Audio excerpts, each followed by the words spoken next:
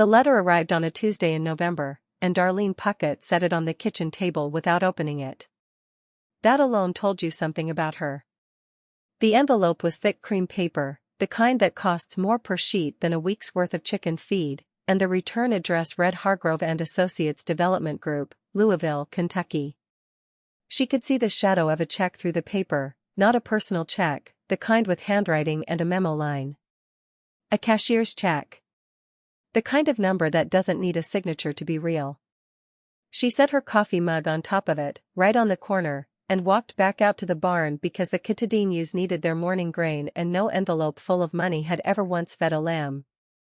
That check sat under her coffee mug for 11 days. And what happened on the 12th day, on a Thursday in late November, when the first real frost had finally come to Franklin County, Tennessee, and the persimmon trees along the fence line had gone the color of embers, is the reason we're here.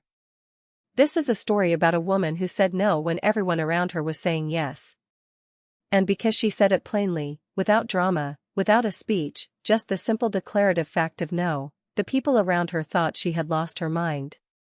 Her neighbor Roy Deaton told his wife she'd gone peculiar since her mother passed. The loan officer at First Southern Community Bank shook his head and wrote something in the margin of a file folder. The county agricultural extension agent, a man named Gerald Pruitt who wore short-sleeved dress shirts in November and considered himself progressive, told her that sentiment was a luxury a woman farming alone on 83 acres could not afford. She heard them all. She wrote nothing down, made no argument, offered no evidence. She went home and moved the coffee mug. Darlene Puckett was 51 years old, and she had been farming the same piece of ground since she was 6, when her mother Cora first put a hoe in her small hands and said, "Learn to read dirt before you read books because dirt will tell you the truth faster." Her family had held that land in Franklin County since 1887. When her great-great-grandfather Elias Puckett had come back from somewhere he never talked about, some said Oklahoma, some said further, and bought 83 acres of rolling Tennessee cedar glade from a man who thought it was worthless. Elias Puckett apparently agreed that it was unusual. He just didn't think unusual meant worthless. He built a stone foundation house on the highest corner of the property, ran a spring line down to the lower pastures, and started keeping hogs. Darlene still kept hogs. Ossabaw Island hogs, specifically, a heritage breed from a barrier island off the Georgia coast, descended from Spanish stock brought over in the 1500s, small and dark and intelligent in a way that made people who didn't know them nervous. They had compact shoulders and a heavy coat of black bristles, and they could root a cedar glade down to bare limestone in a season if you let them, which Darlene never did. She rotated them on a 7-paddock system her mother had designed in 1974, moving them before they overgrazed, letting each paddock recover for 42 days, keeping a handwritten ledger of grass height and worm load and seasonal weight gain that went back 46 years in her mother's careful script and then, in a slightly larger but equally careful script, in her own. She also kept Katahdin sheep, a hair breed from Maine, white and cream and the color of winter oatmeal, that shed their wool naturally and didn't need shearing and could lamb on pasture in April without assistance in a way that made the conventional sheep farmers in the county quietly envious. And along the back 40, in the stand of old-growth cedar and limestone outcrop that ran along Flat Creek, she kept 22 colonies of Tennessee wildflower honeybees in hand-built Langstroth hives painted the color of barn board, not because it was picturesque but because a faded hive doesn't catch the afternoon heat the way a white one does. She had no employees. She had a blue heeler named Persimmon, who was 11 years old and slept under the kitchen table on a folded horse blanket. She had a 1997 Ford F-250 with a cracked dashboard and a missing passenger mirror. She had the 83 acres her great-great-grandfather had bought from a man who thought he was selling nothing. And she had a debt. Not a catastrophic debt, not the kind that comes from recklessness or bad faith. The kind that comes from a single bad year compounded by a second bad year and then undercut by a third in which a late frost in May killed 2 full beehive colonies and dropped her honey harvest by 40%, and a parasite bloom in July took 11 of her ewes before she caught it, and the bottom fell out of the direct market pork price in September when 3 other farms in the county all brought heritage hogs to market in the same 2-week window. $62,000. That was the number. The loan officer at First Southern had been very precise about it, the way loan officers are precise when they are also, underneath the precision, suggesting something. The suggestion was, sell. Not all of it. Hargrove and Associates wasn't asking for all of it. The developer wanted the lower 40, the flat piece along the road that ran past the old Elias Puckett stone foundation. $60,000 an acre, he had said, sitting across from Darlene in the First Southern Community Bank lobby on a Wednesday afternoon in October with a leather portfolio and a cologne that smelled of department stores. He had used the phrase highest and best use without any embarrassment at all. He was going to put 32 homes on those 40 acres. He had architectural renderings in his portfolio showing streets with names like Puckett Farm Lane and Heritage Meadow Court, which Darlene studied for a long moment without saying anything. Then she said no. The developer, his name was Todd Hargrove, he was 38 years old, he had developed 11 other properties in Middle Tennessee and was on the board of a Nashville golf club, blinked once. Loan officer Mark Eubanks cleared his throat. Gerald Pruitt from the extension office, who had come along uninvited, shifted in his plastic chair. She said it again. No. She drove home in the F-250, and Persimmon met her in the gravel driveway with a rubber ball, and she threw it 3 times before going inside to start supper, which was white beans and cornbread, the same thing her mother had made on hard days because the rhythm of the recipe was itself a comfort. The cashier's check arrived 4 days later. Under her coffee mug it went. What Darlene Puckett had not told Todd Hargrove or Mark Eubanks or Gerald Pruitt, what she had not told anyone except possibly Persimmon, in the low private voice she used during morning chores, was that she had spent the previous spring doing something that none of them would have recognized as work. She had spent 12 weeks walking every inch of her 83 acres with a soil probe and a notebook, taking core samples at 100-foot intervals, marking GPS coordinates on a handheld device her cousin had mailed her from Oregon, and recording what she found. Not just soil type, though that was remarkable enough. The limestone cedar glades of Franklin County, Tennessee, are one of the rarest plant communities in North America, and the lower 40 of the Puckett farm sat on top of some of the most intact glade pavement in the county, with a thin mineral soil that supported plants found almost nowhere else in the world. She had cataloged 16 species of rare cedar glade plants on her lower pasture alone. 3 of them appeared on the Tennessee list of species of conservation concern. She had also found something else, walking the southeast corner of that lower 40 in late April, on a morning when the redbuds were blooming and the limestone was wet and the light came through the cedar canopy at the low angle that makes everything look as though it is lit from underneath. She had found, beside a seasonal seep she had known all her life as simply the wet place, a cluster of small orchids.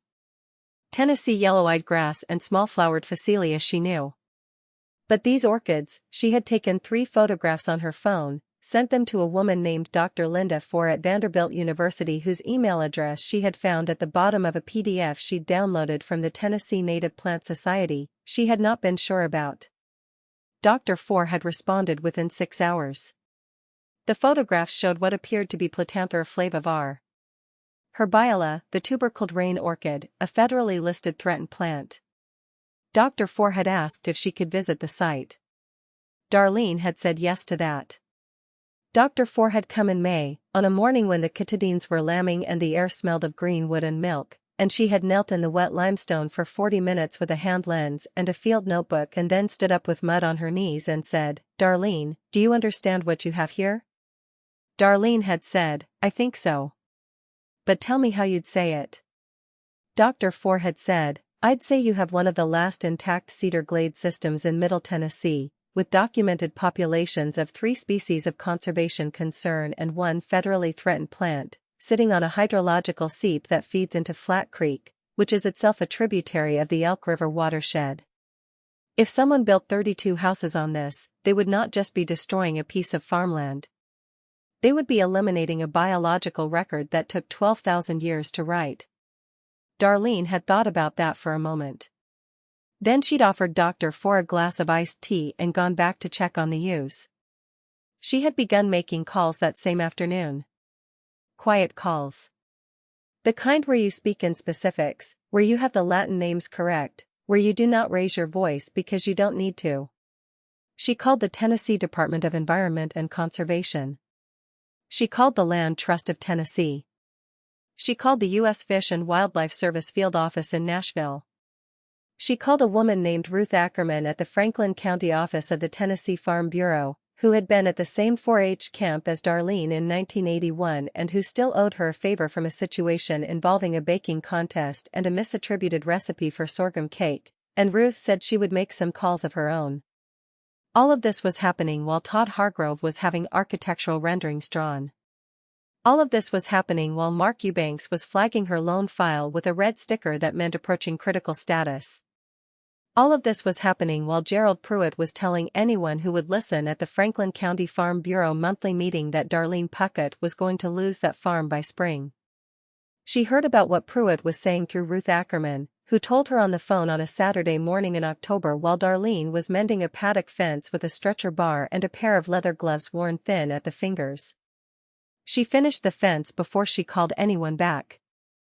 And then November arrived, and the frost came in on a northwest wind that smelled of cedar and cold iron, and the persimmon trees went ember-colored, and the Katahdin flock moved to the winter lot, and the Ossabaw hogs grew their bristle coat thick and dark, and Darlene Puckett kept doing what she had always done. She got up before daylight, she fed the animals, she checked the hives for winter cluster formation, she moved through her land the way water moves through limestone, patient, unhurried, finding the path that was always there.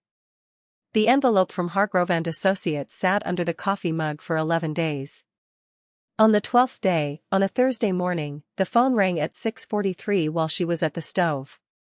She did not recognize the Nashville area code, but she answered because she always answered. The voice on the other end introduced itself as belonging to a man named Stephen Park, Natural Areas Coordinator, Tennessee Department of Environment and Conservation. He said he was calling regarding a conservation assessment that had been filed for a property in Franklin County, Tennessee. He said they had received documentation from Vanderbilt University, from the Land Trust of Tennessee, and from the U.S. Fish and Wildlife Service. He said the property had been flagged for inclusion in the Tennessee Natural Heritage Program's database as a site of exceptional ecological significance.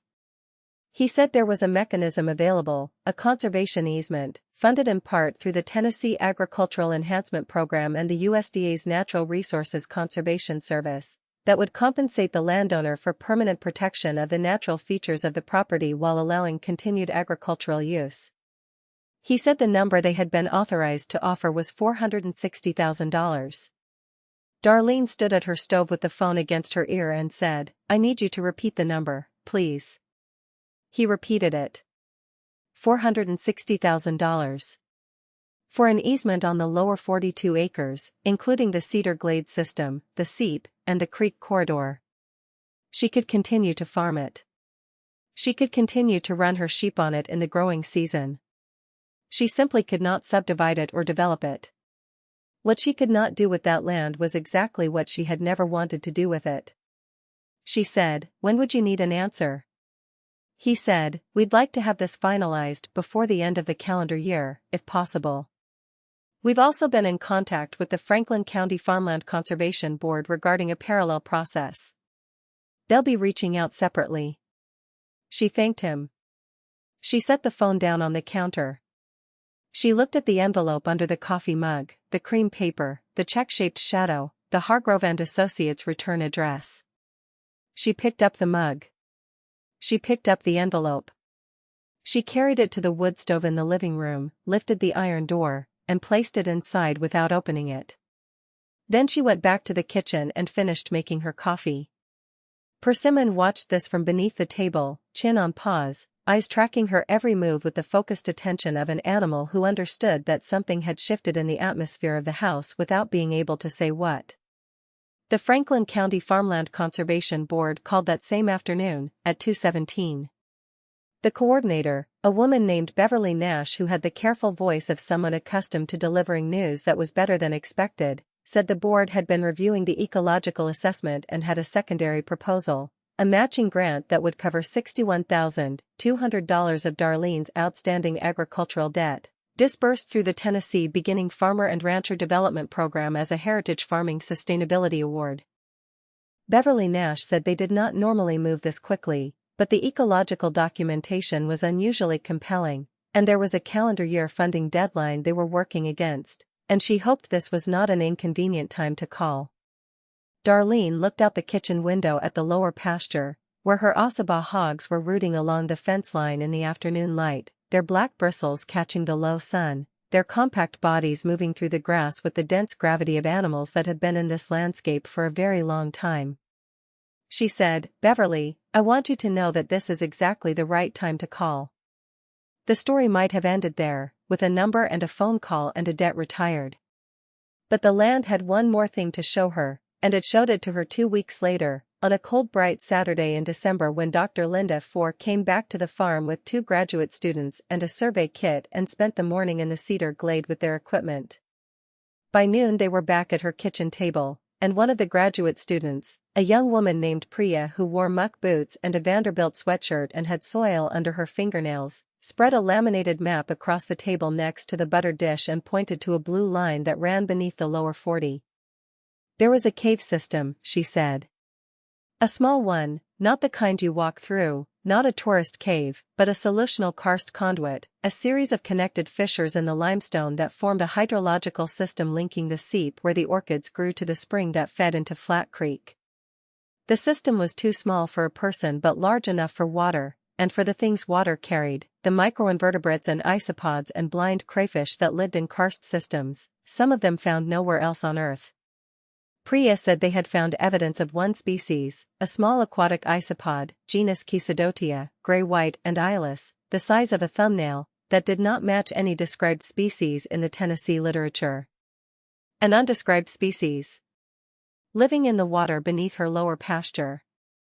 Darlene sat at her kitchen table with the laminated map in front of her and the butter dish pushed to the side, and she looked at the blue line running under the 40 acres where Todd Hargrove had wanted to pour 32 concrete foundations, and she felt something move through her that was not quite triumph and not quite grief and was something more like recognition, the feeling of finally having a word for something you have known your whole life. Her mother Cora had called that wet place the Good Seep. Every spring, Cora had walked down to it in April, before the grass was up, and she had knelt beside it and put her hand in the cold water and held it there for a moment. Darlene had asked her once why she did that. Cora had said, "Because I want to remember that the land is older than we are, and that's not a sad thing. That's the whole point." Cora Puckett had died in March of that year, in the room at the back of the stone foundation house where she had slept for 71 years. She had died with a clear mind and a specific set of instructions, none of which had involved selling the lower 40. She had left the farm to Darlene without a conversation about it because there was nothing to discuss. It had always been Darlene's. It had always been this. What Darlene had not told anyone, not the developer, not the loan officer, not Gerald Pruitt with his short-sleeved shirts and his certainty, was that the day after her mother died, she had walked the entire property alone in the early morning, starting at the stone foundation and ending at the Good Seep. She had done it the way her mother had done it every April, methodically, slowly, on foot, without stopping to think about anything other than what was directly in front of her. The pale limestone, the cedar shadow, the sound of Flat Creek over its gravel bed, the smell of the soil after rain. She had knelt at the seep the way Cora always had. She had put her hand in the cold water and held it there. She had not cried until then. But she cried then. For a long time. The water kept moving over her hand, cold and clear and utterly indifferent to her grief, which was also the best thing about it. She had gotten up, eventually, with mud on her knees, and she had walked home and started morning chores, and she had kept going. And she had known, in the way that you know things that are below the level of language, in the way that knowledge lives in your hands and your feet and the muscles of your back, that she was not going to sell it. That this piece of ground was not something she possessed. She was something it possessed. And that was not a burden. That was a fact, the way limestone is a fact, the way water is a fact. But knowing a thing and surviving a thing are sometimes different problems. The debt had been real. The pressure had been real. Roy Deaton next door really had told people she'd gone peculiar. Mark Eubanks really had flagged her file. Gerald Pruitt really had made those comments at the Farm Bureau meeting, and she had really heard about them while mending a fence on a cold October Saturday, and she had really stood in the dry grass with her stretcher bar and her worn gloves and let the information pass through her without attaching to it the way a cedar glade plant lets a hard rain pass through, present, rooted, fundamentally unmoved. Not everyone could do that. She understood that. She had not always been able to do it herself. There had been a year, she was 34, and the debt was of a different kind, the kind you acquire when you love someone who turns out to love the idea of this life more than the life itself, when she had nearly sold the back 20. Not to a developer. To a hunting club from Nashville. She had driven to the bank, and she had sat in the parking lot for 40 minutes, and then she had driven home and called the hunting club and said she had changed her mind. The man on the phone had asked why. She had said, "I walked out there this morning and there was a doe in the old orchard and she looked at me for about 10 seconds before she moved." "That's not an answer," the man had said. Darlene had said, "No, it is." She had figured the debt out another way. She always had. That was the pattern, if you cared to look at it, there was always another way. The way was always harder and slower and less obvious than the developer's check, but it was always there, because the land itself was always there, offering things that people who only ever saw it from a car window couldn't measure. Ruth Ackerman from the Farm Bureau called the week before Christmas. She had been making her own calls, as promised, and one of those calls had been to a writer at the Nashville Tennessean who was working on a story about heritage farming and land conservation in Middle Tennessee. Ruth asked if Darlene would speak to the writer. Darlene said she would think about it. She thought about it for 3 days, during which she processed 30 pounds of Ossabaw pork shoulder into Christmas sausage and restocked 2 of the winter beehives with pollen substitute and repaired the east fence on the upper pasture where a large cedar had come down in a November wind. On the 3rd day she called Ruth back and said yes. The writer came out the week after Christmas, a young man from Cookville named James Alcott who wore a canvas jacket and carried a reporter's notebook and had the slightly overwhelmed expression of a person who had not spent much time on farms. He stood in the barn doorway watching Darlene move among the Ossabaw hogs with practiced ease and asked his questions in a careful, respectful way that she appreciated. She answered them directly, without embellishment. She showed him the soil probe and the GPS unit and the handwritten ledger that went back 46 years in 2 different sets of handwriting. She showed him the cedar glade from the pasture fence, not the seep itself, because she was not yet ready for that to be photographed, and he stood looking at it for a long quiet moment and said, "How long has your family been here?" She said, "Since 1887. He said, "And how many generations is that?" She counted on one hand. She said, 5. "I'm the 5th. He wrote something in his notebook and was quiet for a moment. Then he said, "Did you ever think about selling?" She said, "I thought about other people thinking I should." He looked up from the notebook and smiled, and she handed him a jar of last summer's honey, the dark amber of a late August harvest, and he held it up to the winter light coming through the barn door and the whole jar went the color of old wood and warm lantern flame. The story ran in the Tennessean on January 9, a Sunday, with a photograph of Darlene on the limestone glade in her barn coat, persimmon at her side, the low winter sky behind them the color of pewter. The headline said, "Franklin County Farmer Declines Developer, Secures $460,000 Conservation Easement for Rare Glade System." The subheadline said, "Heritage Hog and Sheep Farmer Darlene Puckett, 51, may be sitting on an undescribed species." Gerald Pruitt did not call. Mark Eubanks at First Southern Community Bank sent a brief congratulatory note on bank letterhead, which she set on the kitchen table and looked at for a moment and then used as a bookmark in the soil science reference volume she kept on the nightstand. Roy Deaton came over on a Sunday afternoon 2 weeks after the article ran, walking across the frost-hardened pasture with his hands in his jacket pockets, and stood at her fence line and said that he guessed he'd been wrong about her. He said it the way men of his generation said difficult things, looking at something else, voice level, no flourish. She said, "Roy, I've been wrong about plenty of things myself." He nodded. She opened the gate and they stood by the barn for 20 minutes talking about the coming lambing season and whether the extended range forecast for February was trustworthy, which it never was, and that was the end of it. The conservation easement closed on January 28, a Friday afternoon in Nashville. Stephen Park was there, and Beverly Nash, and Dr. Linda Four, who drove up from her Vanderbilt office and brought a small potted plant, a Tennessee yellow-eyed grass, the kind that grew on Darlene's glade, grown from seed in the university greenhouse. Beverly Nash had brought coffee cake. There was a table in a conference room and a stack of documents and 2 pens and a window that looked out onto a Nashville parking structure, which was perhaps the least inspiring view Darlene had ever seen, but she was not there for the view. She signed where they asked her to sign. She initialed where they asked her to initial. She kept the Tennessee yellow-eyed grass in her truck on the drive back to Franklin County because it was too cold to put it in the truck bed, and it rode beside her on the passenger seat, small and improbable in its green pot, for the hour and 15-minute drive home. The debt retirement came through in February.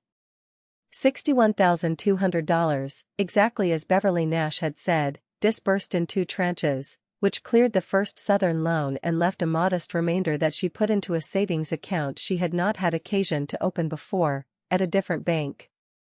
She did not celebrate. She cooked white beans and cornbread.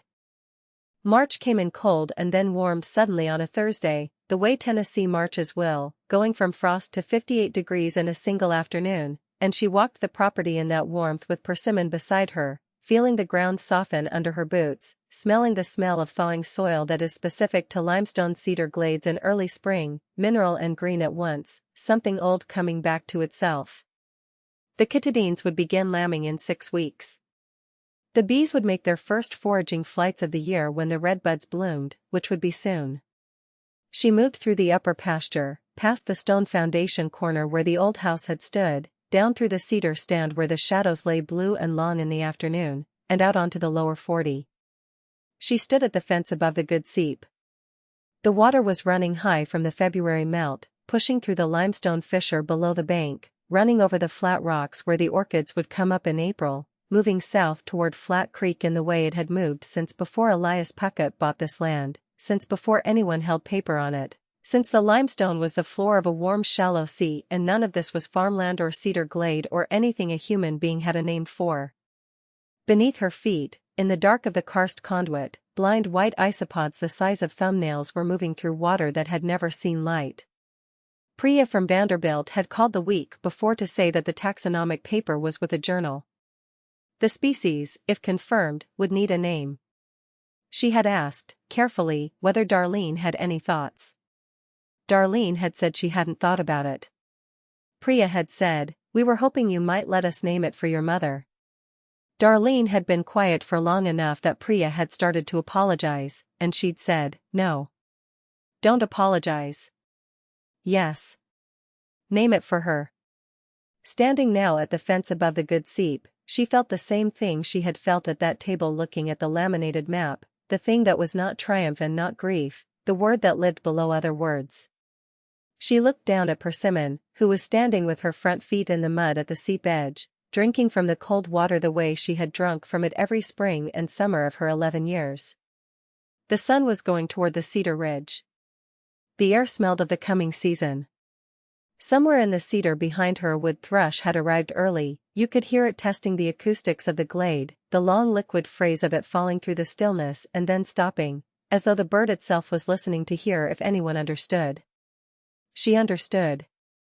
She had always understood, from the time her mother had first put a hoe in her hands in this very field and told her to learn to read dirt, that this land was a conversation and not a monologue. What she had spent her whole life contributing to that conversation was labor and attention and the refusal to confuse a cashier's check with a fair price. What the land had been contributing, for 12,000 years, for 137 years of her family's particular tenancy, for 11 days under a coffee mug, was everything else. She knelt at the seep. She put her hand in the water. The cold moved up her arm and she held it there, the way her mother had always held it, because she had finally understood what Cora meant about that not being a sad thing. The land was older than they were. The water had been moving through this limestone since before there was anyone to name it, and it would move through it long after the last person who remembered the name Puckett was gone. And the right response to that was not grief and not smallness but something that felt, on a warm Thursday in March with the wood thrush calling and the redbuds 2 weeks from opening and the blind pale creatures moving through the dark water beneath her knees, almost exactly like gratitude. She lifted her hand from the water. She held it there for a moment, water running down her wrist, dripping back into the seep. The first lamb of the year would be born in 19 days. She had checked the ewe that morning and she knew. The bees were waiting on their winter cluster, patient and collective, doing what bees have always done in the cold months, holding heat at the center, keeping the queen alive, conserving everything. The Ossabaw hogs in their paddock up the hill had grown their winter bristles so thick you could bury your fingers in the coat up to the second knuckle and lose them there. Every living thing on this 83 acres was doing what living things do in winter, staying close to the source of warmth, using no more than necessary, waiting for the right morning to open. That morning was coming. She could feel it in the ground, in the softened soil, in the water still cold from the mountain but already rising in temperature toward the first orchid of April. She stood up. She wiped her hand on the front of her barn coat, leaving a wet streak across the denim, and she looked back up the hill at the stone foundation house with its single light on in the kitchen window, where she had left the burner low under the white beans, the way her mother always had. Persimmon was already moving up the hill ahead of her, old hips working, rubber ball retrieved from somewhere and carried in her mouth with the particular dignity of a dog who has always known her purpose. The wood thrush called again from the cedar. Darlene Puckett walked up through her own land in the last light of that March Thursday, mud on her boots, water still cold on her wrist, and the envelope from Hargrove and Associates was a handful of ash in the wood stove now, and the number $460,000 was a line on a document in a Nashville filing cabinet and also, in a more essential way, was a fact that the lower 40 had already known about itself long before any human being wrote it down. She went inside. She moved the mug. She stirred the beans.